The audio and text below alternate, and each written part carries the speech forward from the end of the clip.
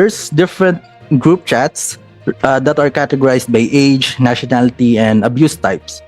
They categorize by abuse type? Yes po. Perverse talaga mula sa simula hanggang Yes. sa dulo. Children, we also saw children's as content sellers. Like they intentionally take a video of themselves and also post it online and also sell it as, let's say, in exchange for monetary value. Some self-minors self-produce and sell illicit materials, and other children are coerced or blackmailed into producing this kind of content.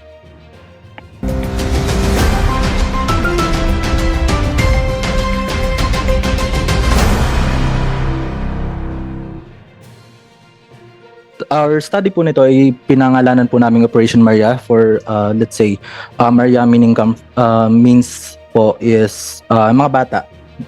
In general name lang po. And then, next slide po. And then how we are able to, let's say, sell content before and also now.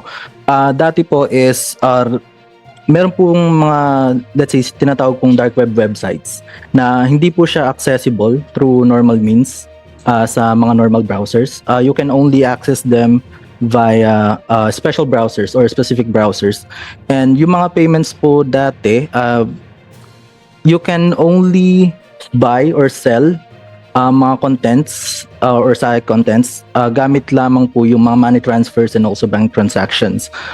Pero ngayon po, there has been, let's say, yung technology po natin is nag-evolve.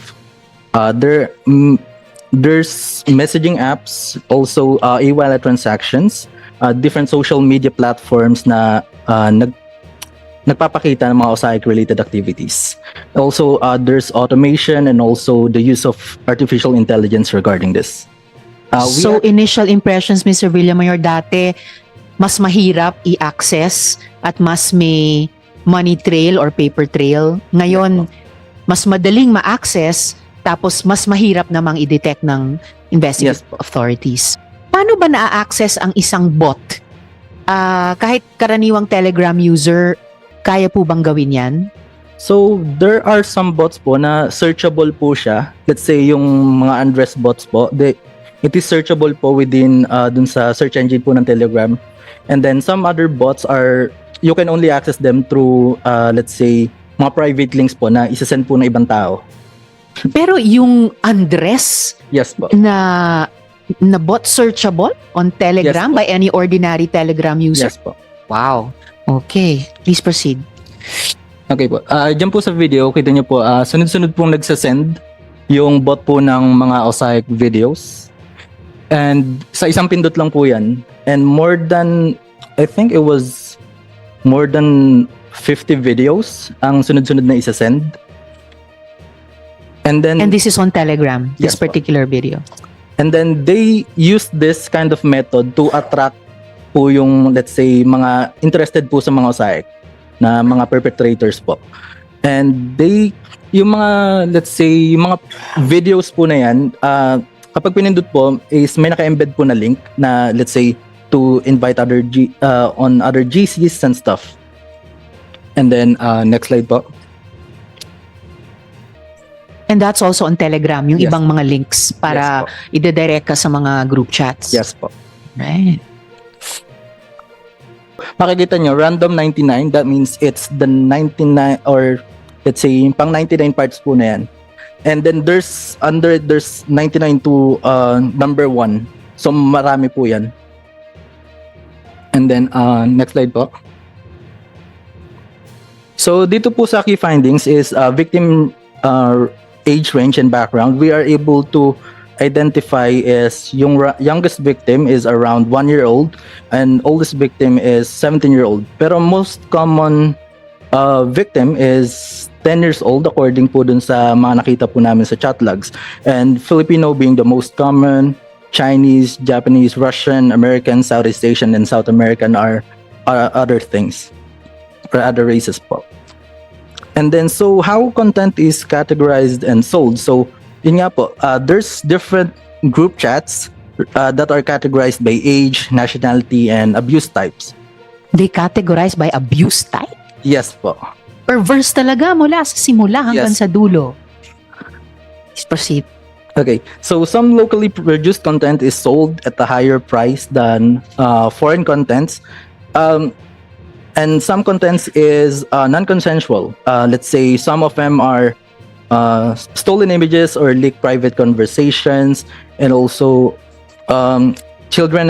We also saw children's as content sellers, like they intentionally take a video of themselves and also post it online and also sell it as, let's say, in exchange for monetary value.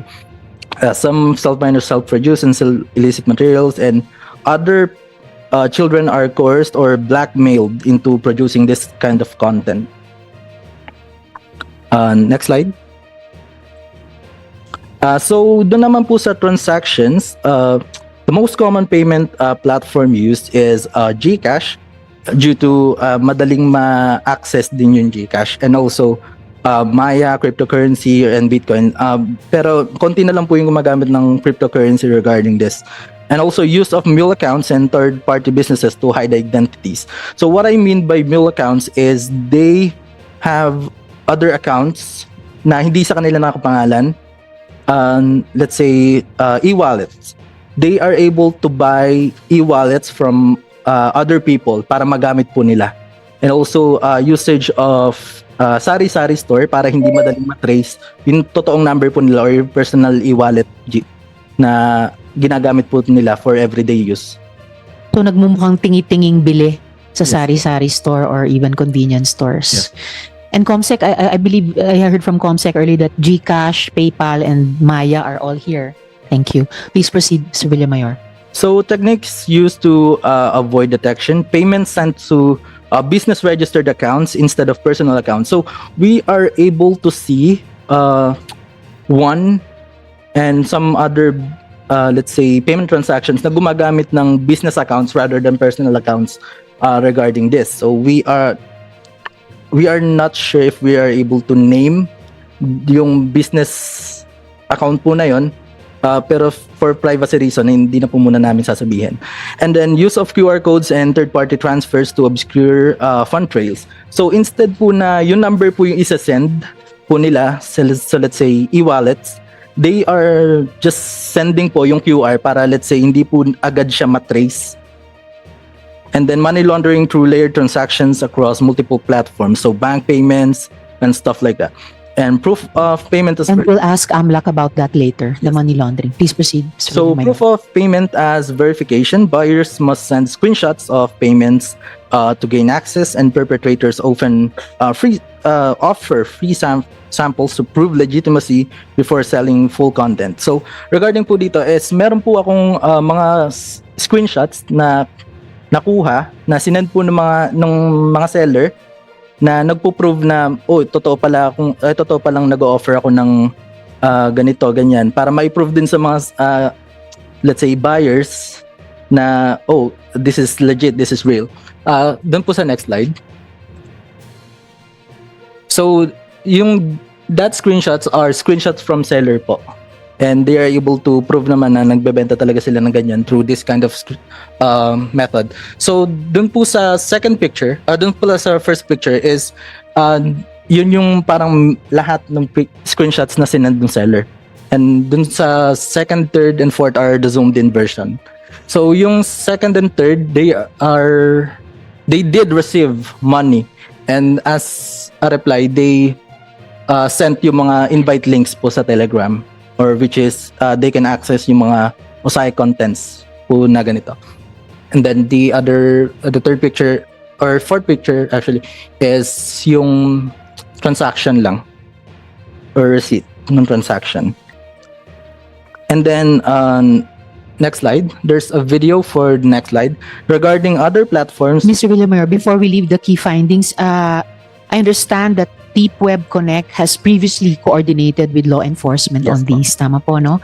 So yung findings po, key findings lalo na ibigay nyo na rin po sa law Yes enforcers na rin. Okay, salamat. Please proceed.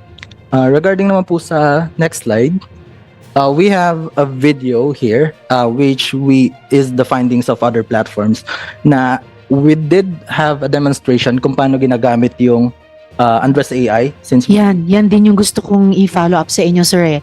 Yung paano ba talaga yung bot na Andres? Kasi, so may photo ng bata na nakadamit and then AI will undress her or him? So, Yes, po. pagpapaliwanag po. So regarding po dun sa Telegram bot, we are unable to produce results po dun since it is paid and parang ayaw po namin na magbayad regarding po that. And then so we actually tried to find another website that are offering the same kind of content.